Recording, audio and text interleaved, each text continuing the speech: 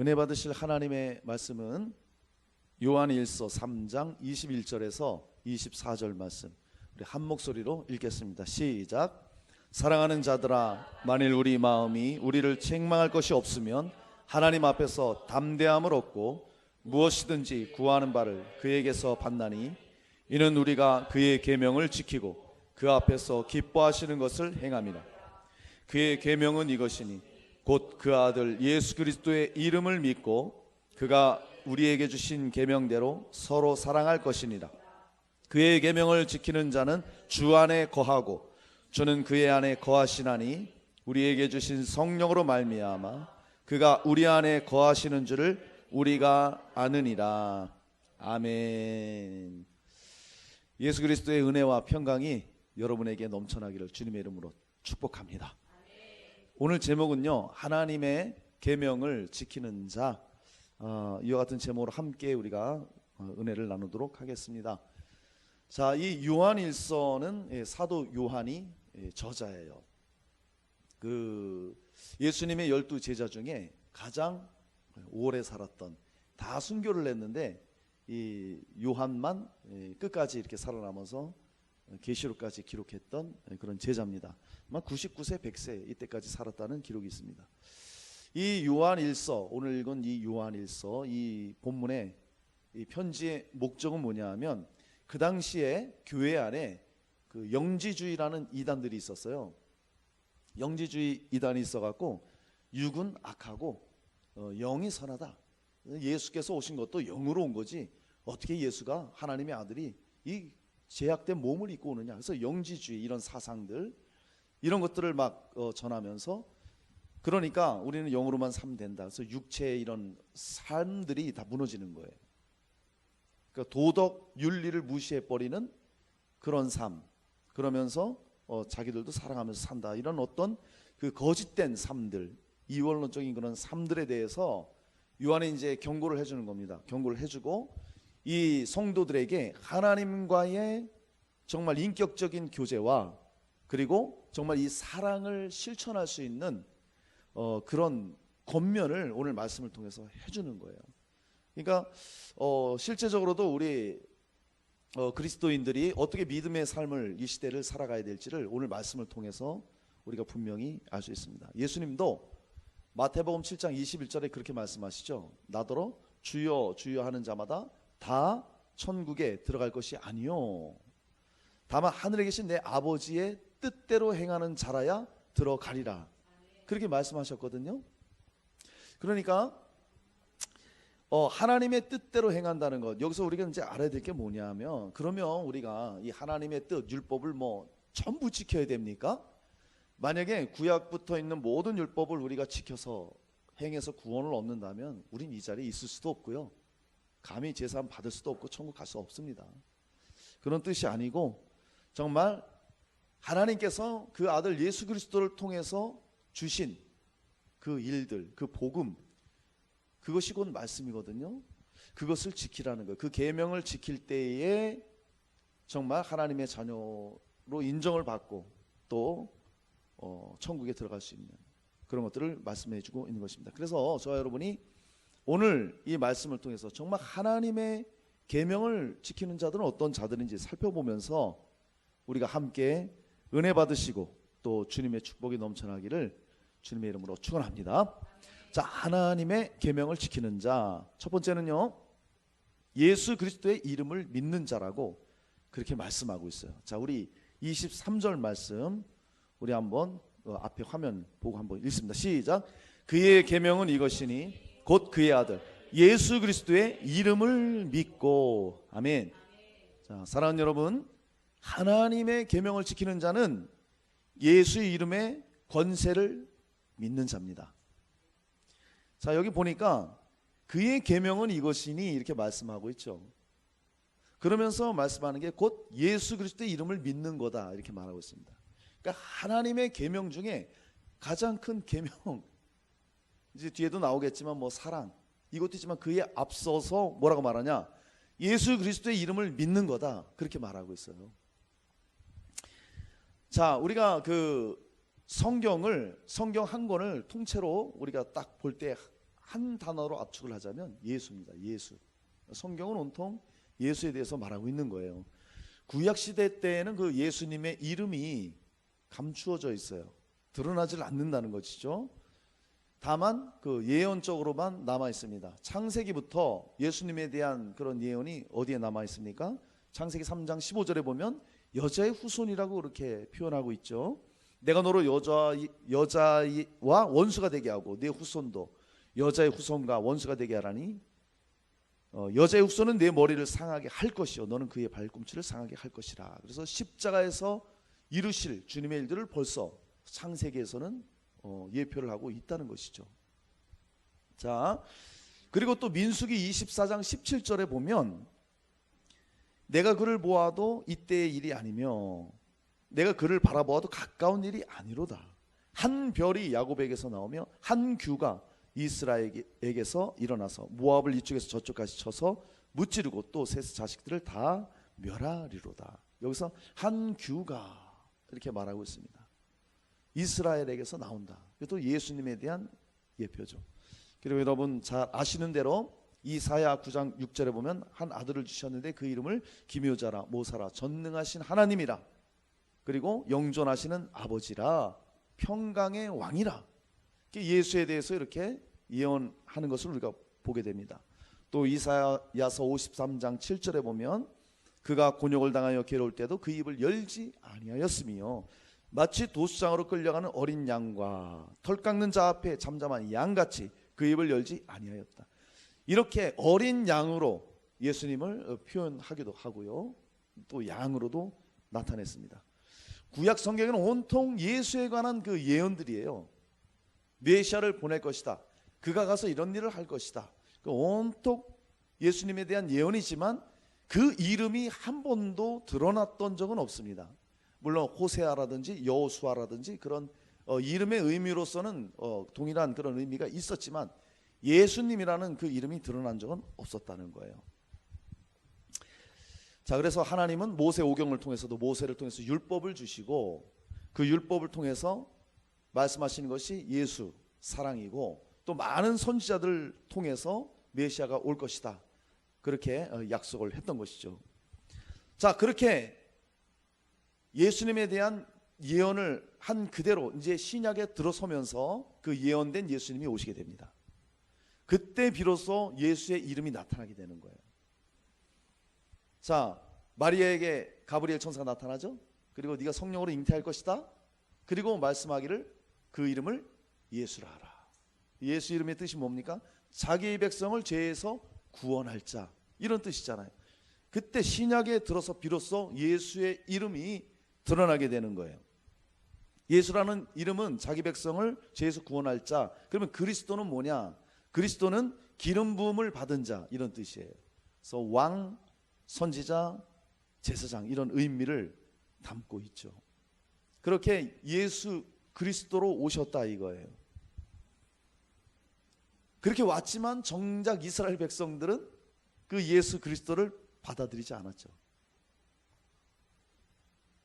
그렇게 메시아를 기다렸어요, 오래도록. 그런데 막상 예수님이 오니까 자기 땅에 오매 영접하지 아니하였다. 그렇게 성경은 말씀하고 있어요.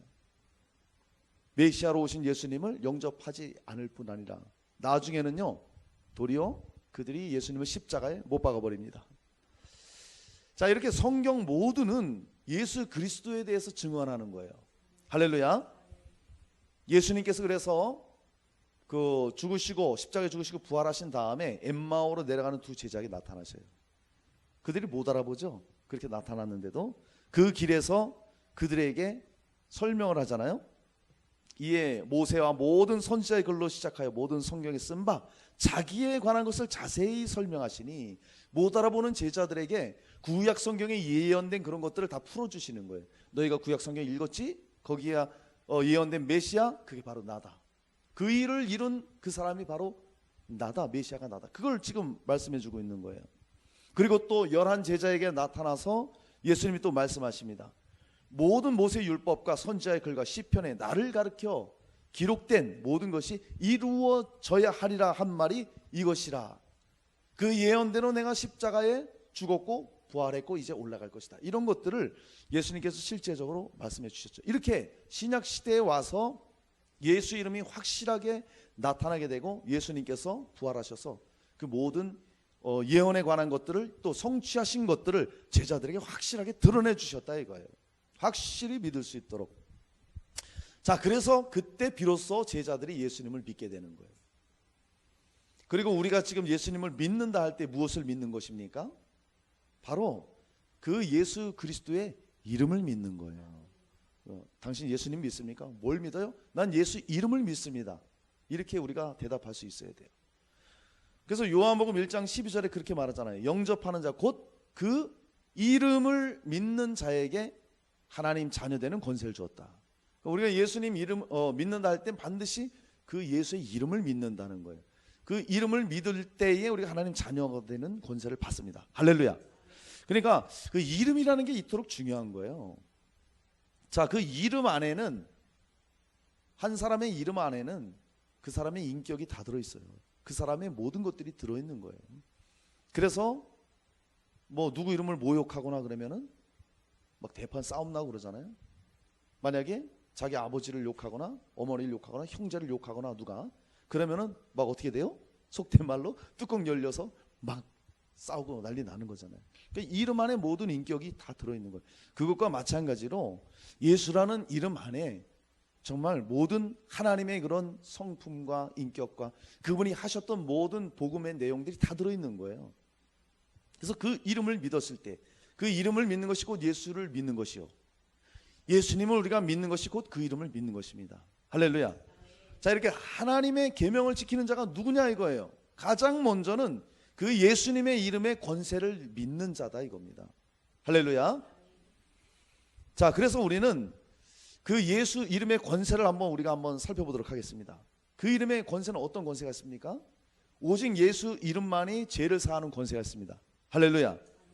누가복음 5장 24절에 그러나 인자가 땅에서 죄를 사하는 권세가 있는 줄을 너희로 알게 하리라, 그렇게 말씀합니다. 중풍병자 만났잖아요. 친구들이 지붕을 벗기고 달아내립니다. 그 믿음을 보시고 소자야 내 죄사함을 받았느니라, 그렇게 말하죠. 그러니까 유대인들 바리새인들이 막 깜짝 놀라잖아요. 어떻게 사람이 죄를 사한다고 그러냐? 무슨 말입니까? 예수님이 곧 누구예요? 하나님이시라는 증거죠. 죄를 사할 수 있는 분은 오직 하나님밖에 없다는 거예요. 그분이 누구시냐? 예수님이십니다. 할렐루야. 이렇게 죄사함의 권세가 예수 이름에 있다는 거예요. 그래서 우리가 예수님을 믿는다는 거예요. 예수 이름을 믿으면 십자가에서 우리 죄가 그대로 사해지는 거예요. 그 이름을 믿을 때 죄사함 받고 우리 하나님 자녀가 되는 것입니다. 그래서 사도행전 4장 12절에 그렇게 말하잖아요. 다른 이로서는 구원을 받을 수가 없나니 천하 사람 중에 구원받을 만한 다른 이름을 우리에게 주신 일이 없다고 아주 확실하게 그렇게 말씀하고 있습니다. 여러분 한번 생각해 보세요. 누가 우리의 죄를, 그 누구가 인류의 죄를 사할 수가 있겠습니까? 절대로 그런 이름은 없습니다. 이슬람의 창시자 마호메트가 죄를 사해 줍니까? 어림도 없어요. 불교의 석가가 사람의 죄를 사합니까? 그도 괴로워다 죽었던 한 사람이에요. 공자가, 소크라테스, 아리스토텔레스가 그 어떤 유명한 인물도, 훌륭한 인물도, 기라성과 같은 인물이라 할지라도 그 이름에는 죄를 사하는 권세가 없어요. 오직 예수님만이 우리의 죄를 사하십니다. 할렐루야. 어마어마한 권세죠. 죄를 사하는 권세가 있다는 거예요. 예수 이름의 권세. 그 다음에 예수 이름의 권세는 또 무엇이 있습니까? 심판하는 권세가 있습니다. 심판. 예. 요한복음 5장 27절에 또 인자됨을 인하여 심판하는 권세를 주셨느니라. 오직 예수님만이 우리를 심판할 수 있습니다. 심판하는 권세를 줬고요. 또 예수님께 하늘과 땅의 모든 권세를 줬다고 마태복음 28장 18절에 얘기하고 있어요. 예수께서 나와 말씀하여 이르시되 하늘과 땅의 모든 권세를 내게 주셨으니, 모든 우주 만물 모든 것들이 하나님 즉 예수님 안에 다 있다는 거예요. 예수님이 다스리신다는 것입니다. 모든 권세가 거기 있다는 거예요. 만민을 다스리시는 권세도, 만국을 다스리시는 권세도 다 예수 이름 안에 있다는 것입니다. 그러니까 우리가 예수님을 믿고 그 이름을 가졌다면 어마어마한 권세를 우리가 가지고 있는 거예요. 그런 엄청난 권세를 가지신 예수님께서 우리에게도 권세를 주셨어요. 할렐루야. 그것이 뭐냐? 첫 번째가 하나님의 자녀되는 권세입니다. 여러분 지금은 대통령 아들이면 별것 아니지만은 지금도 대단하지만 옛날에는 왕의 아들이다 그러면 그 권세는 엄청났어요. 아무리 왕의 아들이 어리고 철이 없어도 아무리 힘이 뛰어나고 똑똑한 신하들이 감히 그 왕에게 가서 함부로 대하지 못했습니다. 그 권세 아래 절절맸죠. 우리가 그렇다는 거예요. 주님께서 예수를 믿는 우리에게 예수 이름의 권세를 믿는 자에게 하나님 자녀되는 권세를 줬는데 악한 영들이 우리에게 함부로 하지 못한다는 거예요. 그러니까 엄청난 권세가 우리에게 있다는 것입니다. 할렐루야. 그러니까 우리가 예수님을 믿는다는 것은 시시한 게 아니에요. 어마어마한 것입니다. 그 이름을 가졌다는 것은. 주님이 우리에게 자녀되는 권세를 주시고 또 그 이름에는 어떤 권세가 있어요? 성경을 보니까 마태복음 10장 1절에 예수께서 그 12제자를 부르사 더러운 귀신을 쫓아내며 모든 병과 모든 약한 것을 고치는 권능을 줬다고 말하고 있습니다. 그 예수님이 제자들에게 또 우리에게 권세를 줬는데 어떤 권능을 줬느냐? 귀신을 쫓아내는 악한 영들을 물리치는 권세를 줬어요. 예수님의 권세가 이렇게 힘이 있는 것입니다. 병과 모든 약한 것을 고칠 수 있는 권세를 줬어요. 할렐루야. 그러니까 예수 이름을 가지고 복음의 현장에 가서 저 열방에 가서 그들에게 진짜 복음을 전할 때에 악한 영들이 떠나가는 역사가 있는 거예요. 왜? 우리 때문에요? 그 사람 보고 떠나요? 그 이름 앞에 떠나가는 거예요. 그 다음에 병든 자가 병이 고침을 받고 모든 약한 것들이 고침받는 이유가 뭐예요? 예수 이름의 권세 때문에 그렇다는 것입니다. 할렐루야. 그 권세를 줬다는 거예요. 이거 어마어마한 거죠. 그리고 또 마가복음 16장 17, 18절에 그 이름을 믿는 자들에게는 내 이름으로 귀신을 쫓아내고 새 방언을 말하고 뱀을 집어올리고 무슨 독을 마셔도 해를 당하지 않고 병든 자에게 손을 얹은 즉 낫는다. 그러니까 제자들이 정말 성령 받고 그 예수의 이름으로 선포하니까 베드로도 바울도 예수의 이름으로 선포하니까 안진뱅이가 일어나고 귀신이 떠나가고 심지어는 죽은 자가 살아나는 역사가 있었던 거예요. 그러니까 예수 이름의 권세가 이만큼 어마어마한데 그런 권세들을 우리에게 줬다는 것입니다. 할렐루야. 엄청난 것이죠. 여러분 이런 권세를 준 것을 정말 실감하고 내가 그 권세를 가지고 지금 살아가고 있습니까? 이런 권세를 줬음에도 우리가 눌릴 때가 있고 이런 권세를 우리가 생각지도 못하고 그냥 하나님 자녀로서의 삶을 누리지 못하는 이런 삶을 살 때가 많다는 거예요. 엄청난 이런 권세를 줬죠. 또 어떤 권세를 주셨습니까? 기도응답의 권세를 줬어요. 누가 하나님 앞에 기도해서 응답을 받습니까? 천하인간의 누가? 똑똑한 사람? 능력 있는 사람? 아무리 기도하고 외쳐봐야 그 기도가 하나님 앞에 상달돼요? 아니요. 그건 중언부언 기도예요. 아무리 외치고 아무리 소리 질러봤자 응답이 안 돼요. 그런데 예수 이름의 권세를 믿는 자, 예수 이름을 가진 자들은요, 그가 바보 같고 좀 들떨어지고 멍청한 것 같고 다른 사람과 비교할 때 그런 사람일지라도 그가 예수 이름으로 기도하면 그 기도는 하늘에 올라가는 거예요. 우리가 아까 찬양했지만 기도의 향기가 하늘에 닿으니 예수 이름으로 기도할 때 올라가는 겁니다. 할렐루야. 그러니까 우리들이 하는 기도들이 있잖아요. 예수 이름으로 기도하잖아요. 우리가 어떤 형태의 기도든지 정말 중심에서 주님을 의지하고 주님의 이름으로 기도한다면 그 기도는 하늘 보좌에 올라가는 거예요. 그러니까 기도 응답의 권세를 우리가 받았다는 거예요. 이거 엄청난 것이죠. 여러분 기도하는 게 하나님께 기도하는 게 우스운 일이 아닙니다. 정말 예수 이름의 권세를 믿는 자만 할 수 있는 거예요. 그리고 응답의 역사가 있습니다. 이런 엄청난 그런 권세를 주었고 또 예수께서 우리에게 어떤 권세를 줬느냐? 천국에 들어갈 권세를 주셨다는 거예요. 계시록 22장 13절로 14절 보니까 나는 알파와 오메가요 처음과 나중이요 시작과 끝이라 그 두루마기를 빠는 자들은 복이 있으니 이는 그들이 생명나무에 나아가며 문들을 통하여 성에 들어갈 권세를 얻으려 함이로다. 할렐루야. 야, 천국에 들어갈 권세 누가요? 예수 이름의 그 능력 권세를 믿는 자, 예수 이름을 믿는 자가 천국에 들어갈 권세도 있다는 것입니다. 뭐 천국에 좋은 일해서 착하게 살아서 양심껏 살아서, 그건 이들 사람들 그렇게 얘기하죠. 그런 사람 천국 가지 않겠어? 어린 반프런치도 없습니다. 절대 못 갑니다. 오직 예수 그리스도를 통해서 죄 사함 받고 그 이름을 믿는 자, 그 권세가 있는 자들이 그 천국에 들어가는 것입니다. 여러분, 그래서 우리가 요한복음 6장 29절을 보면 이렇게 말씀합니다. 하나님께서 보내신 일을 믿는 것이 하나님의 일이라. 하나님의 일이 뭐예요? 하나님이 보내신 일을 믿는 거예요. 즉 예수 그리스도를 믿는 거예요. 그 이름을 믿는 게 하나님의 일을 하는 것입니다. 왜 하나님께서 예수의 이름을 우리에게 주셨습니까? 예수님이 왜 그 이름의 권세를 우리들에게 주셨습니까? 예수님처럼 살라고요.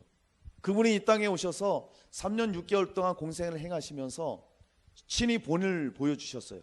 성도가, 제자가 어떻게 이 땅을 살아가야 될지 친히 본을 보여주셨단 말이죠.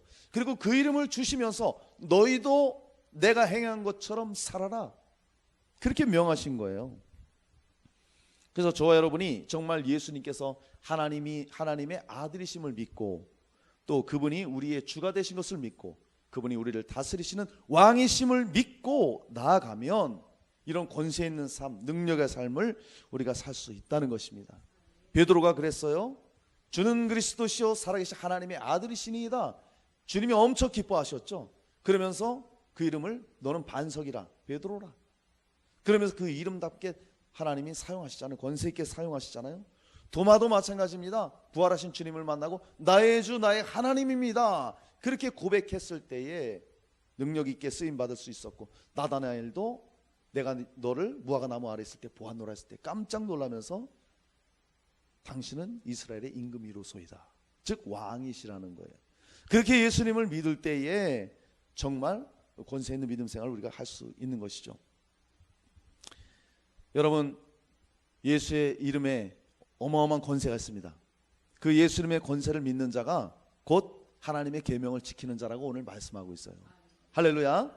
그러니까 우리는 그 이름의 권세를 아주 확신해야 됩니다. 예수 이름의 권세는 세계 우주 모든 것을 통틀어서 가장 권세 있는 이름입니다. 할렐루야. 그러니까요, 진짜 내가 예수님을 주로 왕으로 믿고 있고 그 이름을 내가 선포하잖아요. 그러면 그 권세 때문에 악한 것들이 떠나가는 거예요. 어둠이 물러가는 거예요. 할렐루야. 그걸 믿음으로 우리는 취하는 거예요. 그런 믿음으로 나가는 것이죠. 베드로 바울이 그렇잖아요. 안전병이 일으키고 예수 이름으로 은과 금은 내가 없거니와 내게 있는 것을 내게 주노니 곧 예수 이름으로 명하노니 일어나 걸어라. 생전 걸어보지 못한 사람이 벌떡 일어나서 하나님 찬송하고 하나님 예배하잖아요. 바울도 마찬가지고요. 예수 이름으로 명하노니 더러운 귀신아 떠나라 했더니 악한 귀신들이 떠나가지 않습니까? 이렇게 권세 있는 예수의 이름을 우리가 믿을 때 그것이 곧 하나님의 계명을 지키는 거라고 오늘 말씀하고 있는 것입니다. 여러분, 계명 지키는 게 무조건 율법적으로 막 말씀 따라가고 지키고 이런 것이 아니라 바로 예수 이름의 권세를, 예수님의 이름을 믿는 것, 그게 하나님 계명 지키는 거라 오늘 말씀하고 있는 것입니다. 사랑하는 여러분이요, 정말 이렇게 하나님의 계명을 지킨다는 것은 예수님의 이름의 권세를 믿는 거예요. 그리고 믿었다면 그 이름의 권세로 승리하시는 저와 여러분 되시기를 주님의 이름으로 축원합니다. 자, 하나님의 계명을 지키는 자, 두 번째는 계명대로 서로 사랑하는 자, 이렇게 말씀합니다. 우리 23절 우리 함께 읽습니다. 시작. 그가 우리에게 주신 계명대로 서로 사랑할 것이니라. 아멘. 자, 사랑하는 여러분, 하나님의 계명을 지키는 자는 서로를 사랑하는 자입니다. 자, 본문 보니까 계명대로 서로 사랑할 것이니라, 그렇게 말씀하고 있어요. 자, 우리가 하나님의 사랑을 먼저 한번 살펴볼게요. 여러분 잘 아시는 요한복음 3장 16절을 보면 하나님이 세상을 이처럼 사랑하사 독생자를 주셨으니 누구든지 그를 믿으면 멸망치 않고 영생을 얻는다고, 구원을 얻는다고 그렇게 말씀하고 있습니다. 그리고 하나님께서 이렇게 사랑하셔서 독생자를 십자가에 죽이실 만큼 우리를 사랑해 주셨다고, 그리고 우리가 정말 연약할 때에, 우리가 죄인 되었을 때에, 심지어는 우리가 원수 되었을 때에도 그 아들을 죽이심으로 말미암아 우리를 향한 당신의 사랑을 확증했다고 로마서에 그렇게 말씀하고 있어요. 그래서 예수님은 핍박하는 자들을 위해서 기도하라고, 나아가서는 원수까지도 사랑하라고 그렇게 예수님이 말씀하셨고, 실제로 예수님이 그렇게 핍박하는 자를 위해 기도했고 원수들을 끝까지 사랑하셨어요. 십자가에 죽으시면서까지도 자기를 찔른 그 사람을 보면서까지도 저들의 죄를 그들에게 돌리지 말라고 끝까지 그들을 사랑하시는 그런 본을, 원수까지도 사랑하시는 본을 보여주셨다는 것이죠. 자, 그래서요, 정말 계명대로 서로 사랑하는 것이 하나님의 계명을 지키는 거라는 거예요. 서로 사랑이라는 것이죠. 이것이 굉장히 중요합니다. 우리가 먼저 사랑을 하려면, 누군가를 사랑을 하려면 그리스도의 사랑을 우리가 알아야 돼요. 그 사랑을 경험해야 돼요. 이거 없이는 절대 누군가를 사랑할 수 없습니다. 우리가 서로 사랑하는데 사람들은 그래요. 누군가 나를 먼저 사랑해 주길 원해요. 그러면 나도 거기에 반응해서 그들을 사랑하고 이런 마음을 갖게 됩니다. 그런데 우리가 그리스도인으로서 먼저 사랑할 수 있어야 돼요. 이게 옳습니다. 왜 그럴까요?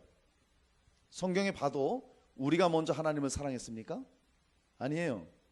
하나님이 우리를 먼저 사랑했어요. 마찬가지입니다. 하나님이 우리를 그렇게 사랑했던 것처럼 너희도 그렇게 사랑하라. 즉, 우리가 삶을 살아갈 때에 다른 사람의 사랑을 내가 먼저 받고 그를 거기에 상응하는 그런 사랑을 베푸는 것이 아니라 내가 먼저 하나님의 사랑으로 그들을 사랑할 수 있어야 돼요. 그렇게 하려면 하나님의 사랑을 내가 경험을 해야 된다는 거예요. 예수 그리스도의 그 십자가의 그 사랑이, 그 어마어마한 그 하나님의 사랑을 경험한 자가 그 사랑에 감격해서 누군가를 사랑할 수 있는 거예요. 여러분, 우리는 그 사랑을 알아야 됩니다. 그런 엄청난 사랑을 경험했을 때 그것이 우리의 신앙의 근본이 되는 거예요. 그것이 우리의 믿음의 근간이 되는 거예요. 그리고 그것이 복음의 진수예요. 만약에 복음을 전하는데 그 안에 사랑이 없다? 울리는 꽹과리, 허공의 메아리예요. 아무리 십자가를 외쳐대도 그 안에 사랑이 없다? 거기 능력이 없는 거예요. 그래서 나가서 전도를 해도 아무리 똑같은 복음을 전해도 그 안에 사랑이 없다면 외치는 소리예요. 허공이 울리는 꽹과리예요.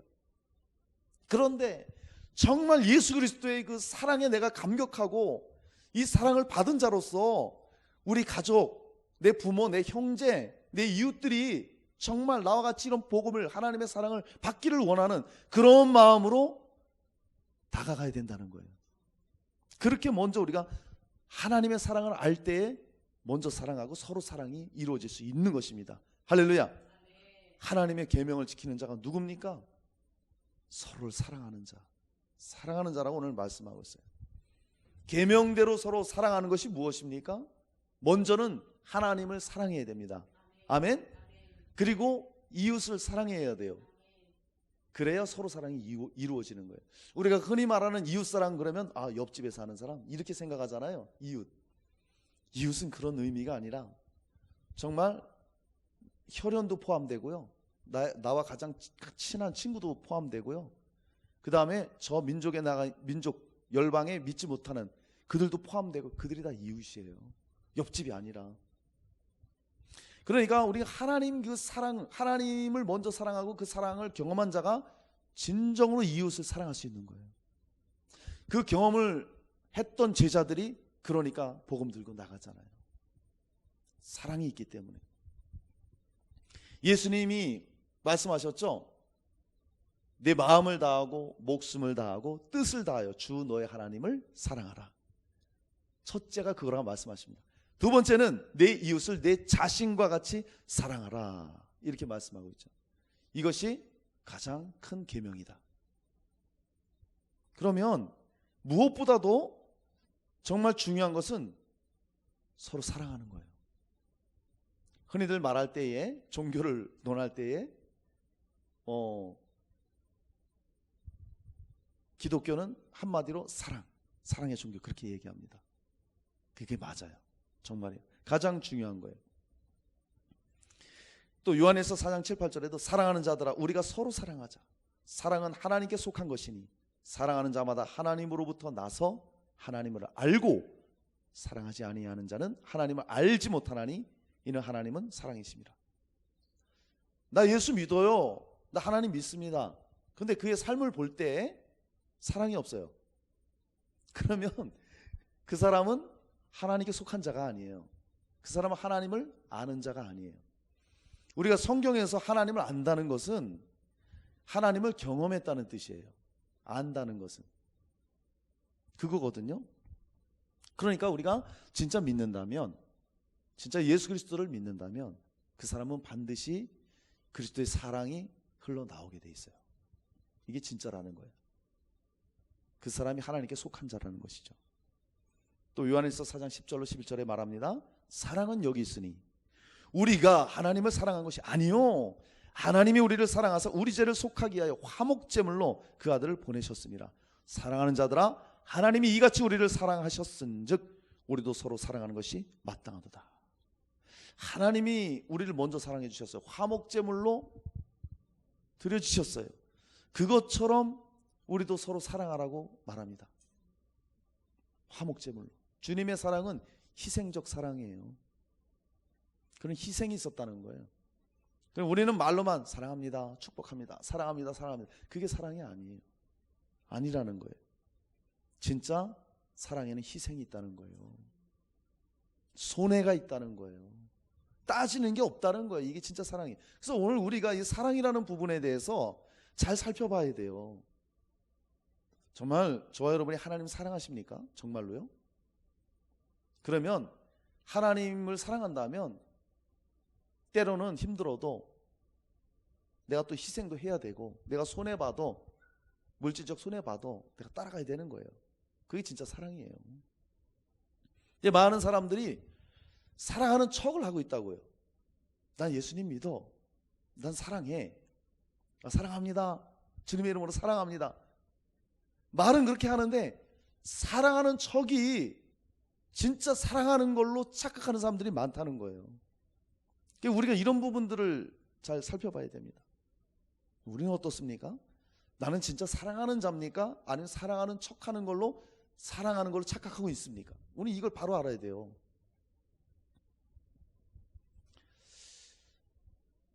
예수님 앞에 어떤 그 율법 교사가 왔어요. 그러면 예수님이 시험합니다. 선생님, 영생을 얻으려면 어떻게 됩니까? 물어요. 아주 율법 교사니까 율법 철저히 지켰던 사람이죠. 예수님 묻습니다. 계명에 뭐라고 돼 있느냐? 목숨을 다하고 마음을 다하고 뜻을 다하여 주 너의 하나님을 사랑하라 했고 그것처럼 이웃 사랑하라 했습니다. 네 말이 맞다. 그렇게 얘기하면서 너도 가서 그렇게 행하라. 그 사람이 뭐라 그래요? 도대체 내 이웃이 누굽니까? 이렇게 얘기하는 거예요. 그때 예수께서 선한 사마리아 비유를 하시는 겁니다. 어떤 사람이 예루살렘에서 여리고로 가고 있는데 강도를 만나갖고 죽도록 두드려 맞고 피 흘리고 거반 죽은 사람처럼 되었다. 그런데 제사장이 지나가다가 그냥 지나가 버리는 거예요. 예배 드리러 갔겠죠? 레인도 그냥 지나가 버리는 거예요. 그냥 갔겠죠? 자, 그들이 왜 그냥 지나갔을까요? 예배 시간 때문에? 물론 그것도 있겠죠. 구약의 율법을 보면요, 피를 흘리는 자와 주검을 만지지 말라 그랬어요. 이 제사장은 난 말씀 지켜야 돼. 그런 어떤 의식과 형식 때문에 죽어가는 사람 외면하고 가버렸다는 거예요. 그런데 사마리아 사람이 지나가다가 이 사람을 봤네. 큰일 났구나. 기름과 포도주로 상처를 닦아주고 싸매주고 주막에 데리고 와서 이 사람 잘 보살펴 주세요. 내가 돌아오다가 갔다가 돌아오는 길에 필요한 거 있으면 모든 값을 지불할 테니 이 사람 잘 고쳐주세요. 그렇게 비유를 한 다음에 야, 누가 선을 행한 자냐, 자비를 베푼 자냐 물었을 때 그 율법교사가 그 뒤에 자비를 베푼 그 사람입니다. 가서 너도 이와 같이 행하라. 그렇게 말하는 거예요. 이 율법교사가 율법 철저히 지켰던 사람이 자신이 있었어요. 그렇게 하나님 앞에 얘기했더니 그런 비유를 드는 겁니다. 제사장, 레위인, 율법 철저히 지켰다 이거예요. 그게 사랑이 아니라는 겁니다. 근데 사마리에 그렇게 유대인 바리새인들이 경멸했고 원수로 여겼던 사마리아인은요, 생명 앞에서 정말 사랑을 나타내 주는 거예요. 진짜 사랑은 그거라는 것이죠. 주님의 사랑으로 행하는 사랑. 그리고 그 비유를 통해서 우리는 예수 그리스도의 사랑을 볼 수 있어요. 예수 그리스도가 그 율법자들을 위해서 왔습니까? 아니에요. 상처 많고 버림받고 소외당하는 그런 죄인들을 위해서, 마치 그 사마리아인이 지나가면서 그 거진 죽게 된 강도 만난 자를 살려준 것처럼 예수 그리스도가 사마리아인이라는 거예요. 우리는 거반 죽게 된 사람들이고, 그렇게 사랑해 주셨다는 거예요. 가서 너희도 그와 같이 행하라. 즉 예수께서 이 땅에서 3년이 넘도록 행하셨던 그 사랑대로 우리도 그렇게 사랑하라고 말씀하고 있는 거예요. 할렐루야. 그러니까 그런 하나님의 사랑을 복음을 통해서 받았던 스데반을 보세요. 스데반이 복음 전하다 돌에 맞아 죽습니다. 돌에 맞아 죽으면서 스데반이 어떻게 말했습니까? 너 이 자식 천국에서 두고 보자. 하나님이 너 심판할 거야. 너 그러고도 네가 편할 것 같아? 이러지 않았어요. 주여, 저들의 죄를 저들에게 돌리지 마옵소서. 예수님과 똑같은 고백을 합니다. 이건 사람의 힘으로 될까요? 우리는 말이죠, 누가 나한테 험한 말하고 욕만 해도 기분 나빠갖고 원수처럼 여기잖아요. 안 그래요? 근데 정말 하나님의 사랑에 붙잡힌 사람들은 진짜 이렇게 사랑한다는 거예요. 야고보도 또 그런 얘기를 해요. 만일 해당에 금가락 찢긴 사람이 오고 좋은 아름다운 옷을 입은 자가 오면은 너희들이 막 좋은 자리에 안내하고, 또 옷을 허름하게 입고 남루한 자가 들어오면은, 가난한 자가 들어오면은 너는 뭐 거기 있든지 내 발등상에 앉든지 네 마음대로 하라. 이 차별을 한다는 거예요. 오늘날 교회가 그런 모습이 있다는 것이죠. 교회에 지금으로 말하면 금가락 찢기고 뭐 아름다운 옷 입은 사람이 누굽니까? 부자들, 사업가들, 국회의원들, 의사, 판사, 잘 나가는 뭐 이런 사람들. 이런 사람들은 아주 깍듯이 대해주면서 정말 가난한 자들, 뭐 영세민들, 정말 어렵게 사는 사람들, 노숙자들 들어오면 아우 냄새나, 저쪽에 앉으세요. 아유 좀 씻고 들어와. 안 그럴 것 같은데 이런 게 많다는 거예요. 우리 개인도 그렇고 교회도 그렇고. 그러지 말라는 거예요. 그러면서 야고보가 하는 말이, 너희가 만약 성경에 기록된 대로 내 이웃 사랑하기를 내 몸과 같이 하신 최고의 법을 지키면 잘하는 것이거니와, 만일 너희가 사람을 차별하여 대하면 죄를 짓는 것이니 율법이 너희를 범법자로 정죄하리라. 그렇게 말씀하고 있어요. 그럼 우리가 어떻게 해야 됩니까? 우리가 어떻게 사랑해야 돼요? 먼저 우리가 하나님의 그 십자가의 사랑에 사로잡혀야 됩니다. 그 사랑의 깊이와 넓이와 그 어마어마한 그 하나님의 사랑, 정말 몇 번, 억만 번 태어나도 죽을 수밖에 없는 나 같은 자를 위해서 죽어주신 그 예수 그리스도의 사랑, 이것을 경험한 자가 그렇게 사랑할 수 있는 거예요. 손영호 목사님 여러분 너무 잘 아시잖아요. 그가 어떻게 나병환자촌에 들어가서 문둥병자들 발가락에 피고름이 나옵니다. 짜내지 않으면 안 돼요. 그거 잘 안 나와요. 입으로 다 빨아낸 거 아니에요, 그거를, 피고름을. 어떻게 그럴 수 있을까요? 우리는 국그릇에 남의 숟가락 하나만 들어와도 아우 찝찝해, 못 먹죠. 그러잖아요. 우리는 남이 먹다 남은 음식 먹으라면 아우 더러워, 못 먹어. 손영호 목사님은요, 발가락에 피고름도 빨아냈어요. 그가 어떻게 그럴 수 있었을까요? 사람의 힘으로? 아니라는 거예요. 하나님의 사랑에 사로잡혔기 때문에 그게 가능했던 거예요. 예수 그리스도의 사랑 때문에.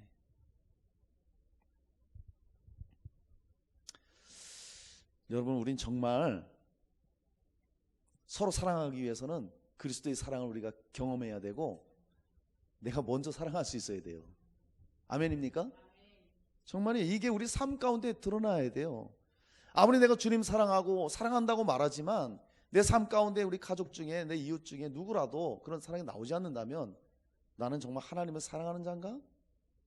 그리스도의 사랑이 내 안에 있는가? 한번 돌이켜봐야 되는 것입니다.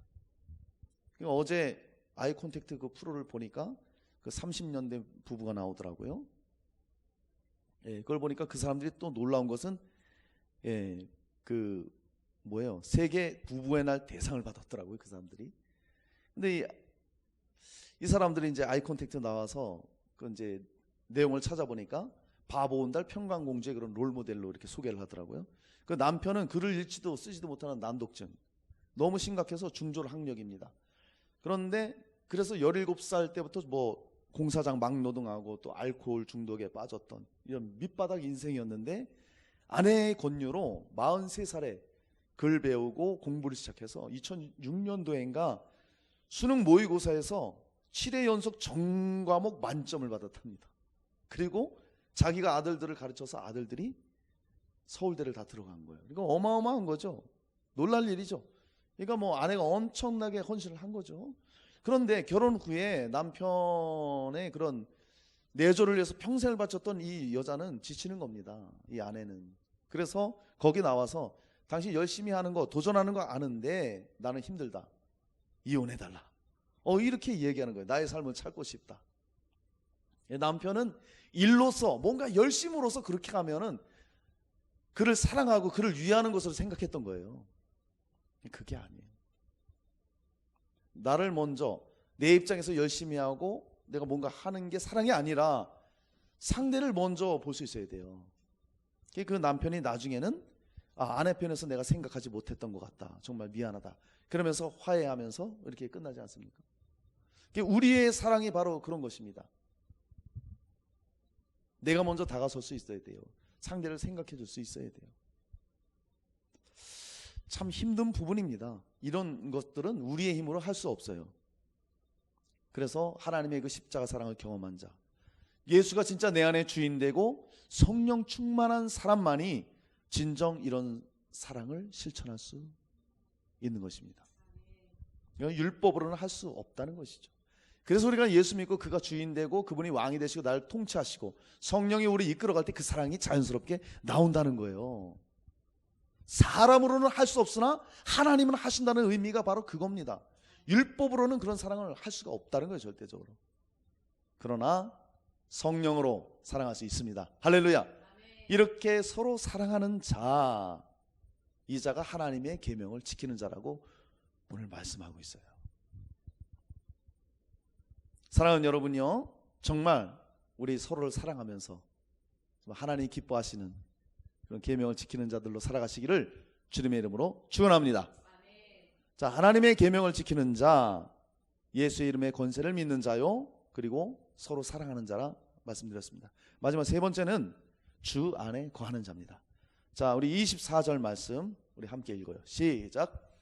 그의 계명을 지키는 자는 주 안에 거하고 주는 그의 안에 거하시나니 우리에게 주신 성령으로 말미암아 그가 우리 안에 거하시는 줄을 우리가 아느니라.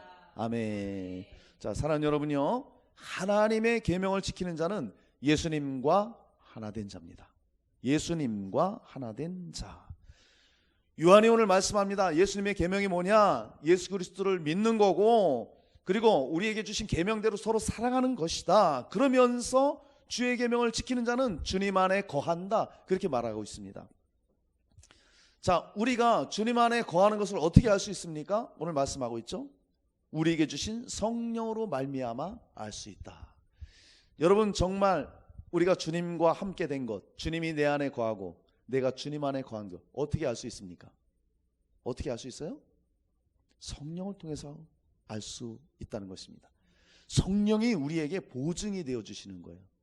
예수 그리스도를 내 주로 왕으로 모시면 성령이 우리 안에 임하시고 우리의 보증이 되시는 거예요. 우리를 인쳐 주시는 거예요. 자, 그러면 예수가 우리 안에 있는 자는 어떤 그런 삶의 모습들이 나올까요? 그 사람은요, 예수가 우리 안에 있는 자는요, 하나 된 자는요, 생각이 바뀌어요. 생각도 하나님의 영광을 위한 생각을 하게 됩니다. 할렐루야. 그의 언어도 바뀌어요. 언어도 거친 언어, 세상에 속한 언어, 욕설 안 나와요. 주님의 영광을 위한 덕이 되는 말들, 겸손의 말들, 그런 것들이 나오고, 또 하는 행동을 보면 알아요.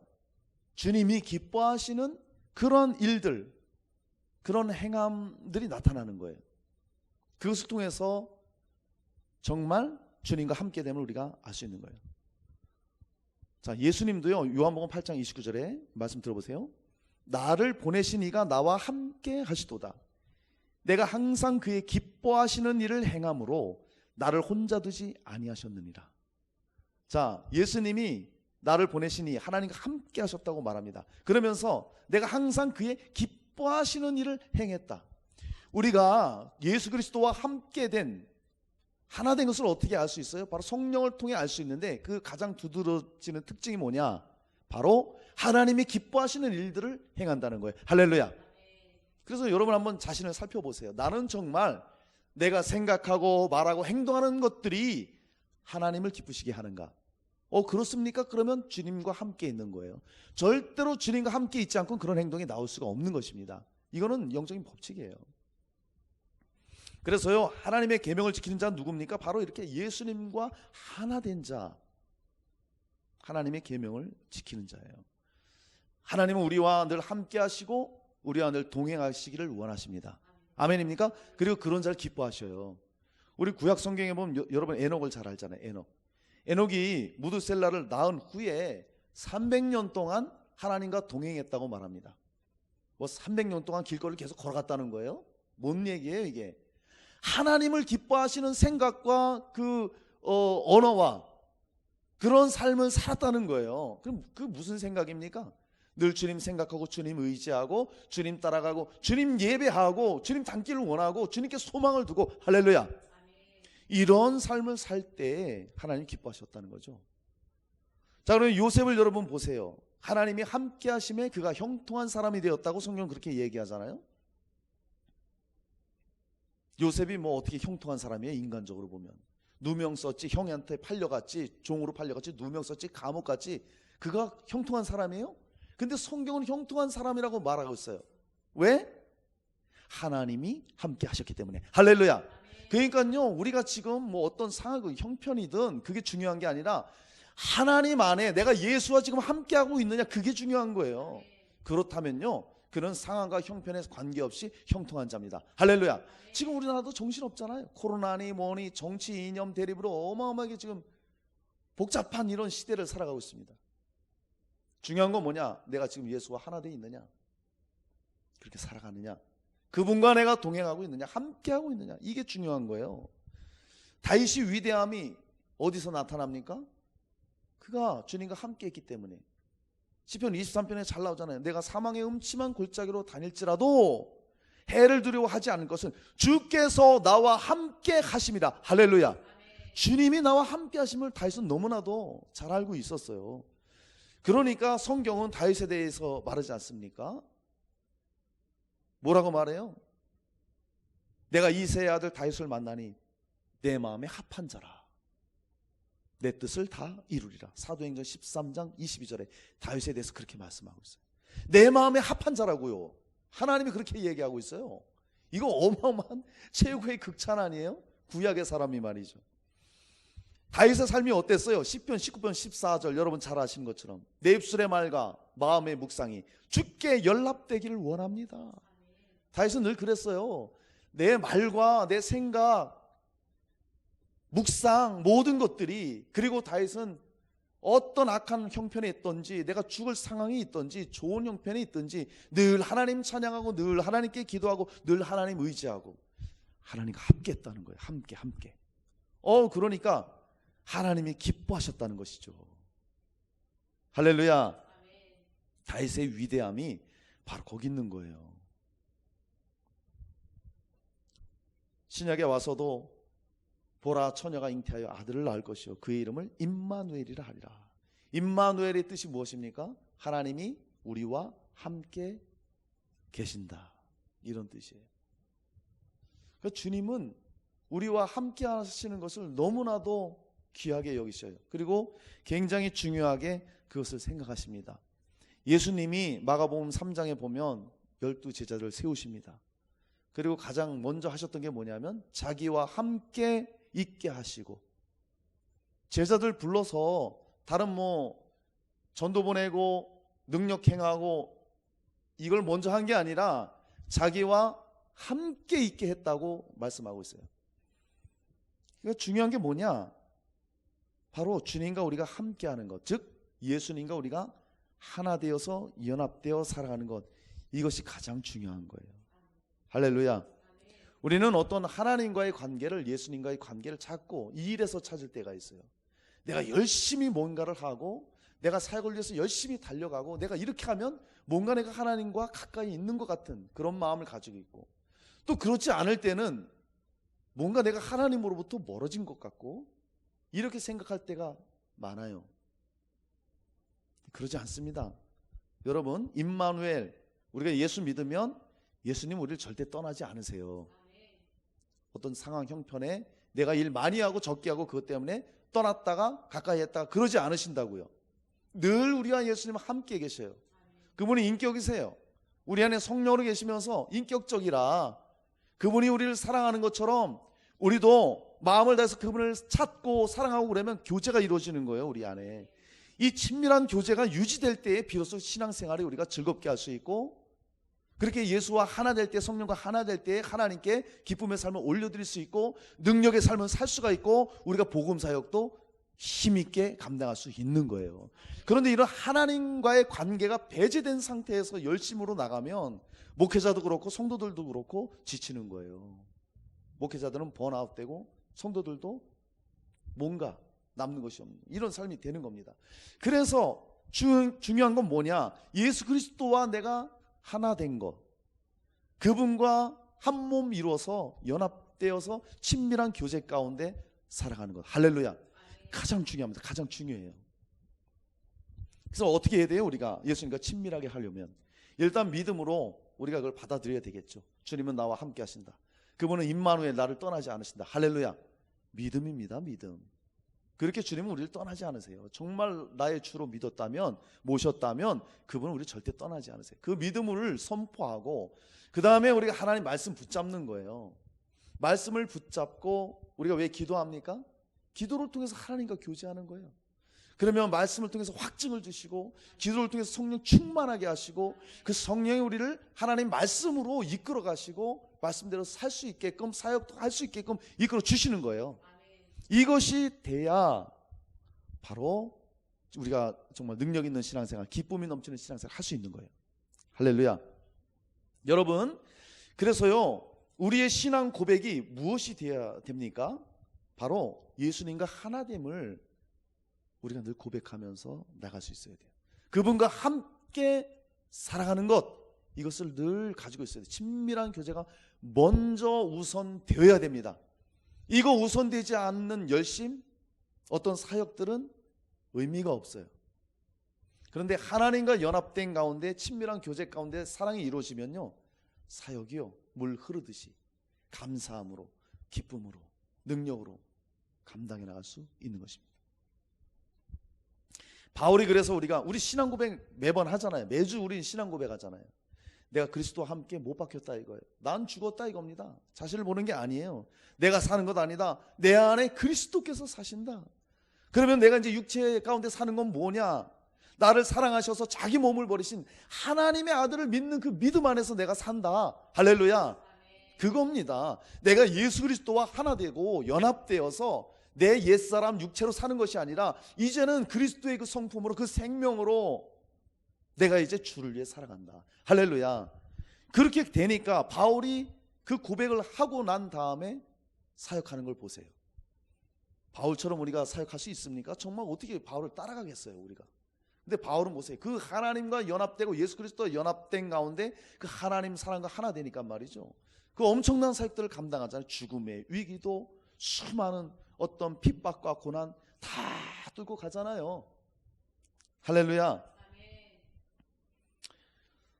예수님이 요한복음 15장에 4절부터 10절을 보면은 그 관계에 대해서 너무나도 자세하게 그렇게 말씀해 주고 있습니다.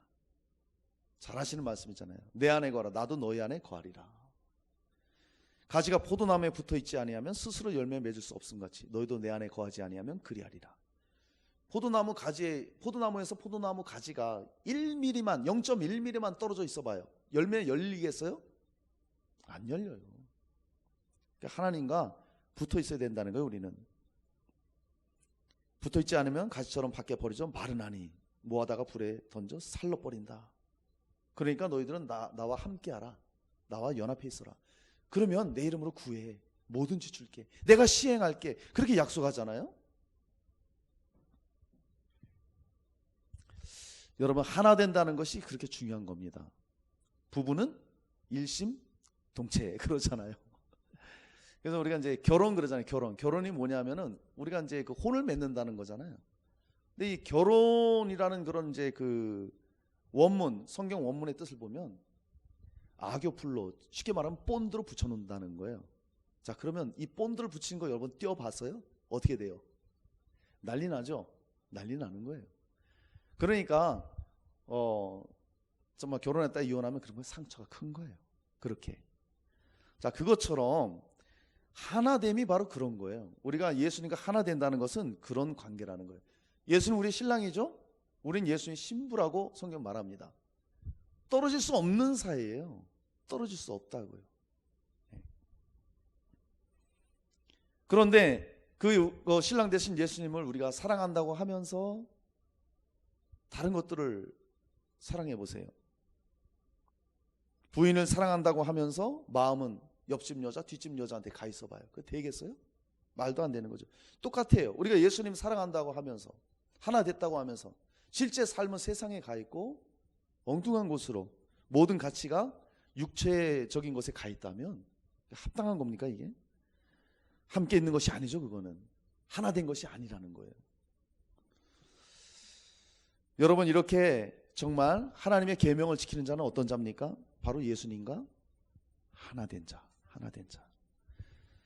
그렇게 하나 된 자는 주님만 바라보는 거예요. 주님만 기뻐하는 것입니다. 그리고 주님의 일을 기쁨으로 잘 감당하게 되는 거예요. 자, 여러분, 오늘 하나님의 계명을 지키는 자에 대해서 말씀을 우리가 나눴습니다. 자, 하나님의 계명을 지키는 자는 어떤 자입니까? 예수 이름의 권세를 믿는 자예요. 여러분, 예수 이름에는 어마어마한 권세가 있어요. 그 이름의 권세를 가진 자예요. 이 이름을 선포하시면서 승리하시기 바랍니다. 그리고 계명대로 서로 사랑하라 그랬어요. 서로 사랑하려면 내가 먼저 사랑을 받으려고 하지 마세요. 우린 그리스도의 사랑을 먼저 받은 자예요. 주님은 우리에게 먼저 내가 너를 사랑한 것처럼 너희도 그렇게 사랑해라 그랬어요. 그럼 먼저 우리가 사랑할 수 있어야 돼요. 이렇게 먼저 사랑함으로 서로 사랑하는 그런 믿음의 삶을 사시길 바랍니다. 그리고 계명대로 사는 자는 예수님과 하나 된 자입니다. 우리는 예수님과 하나 된 자들이에요. 할렐루야. 그것을 잊지 마시고 오늘 주신 말씀 붙잡고 정말로 하나님의 계명을 지켜서 주님을 기쁘시게 하고 우리의 삶 가운데도 기쁨이 넘치고 은혜가 넘치고 하나님의 능력이 넘치고 우리의 사역도 즐거운 사역이 되시기를 주 예수 그리스도 이름으로 축원합니다. 아멘.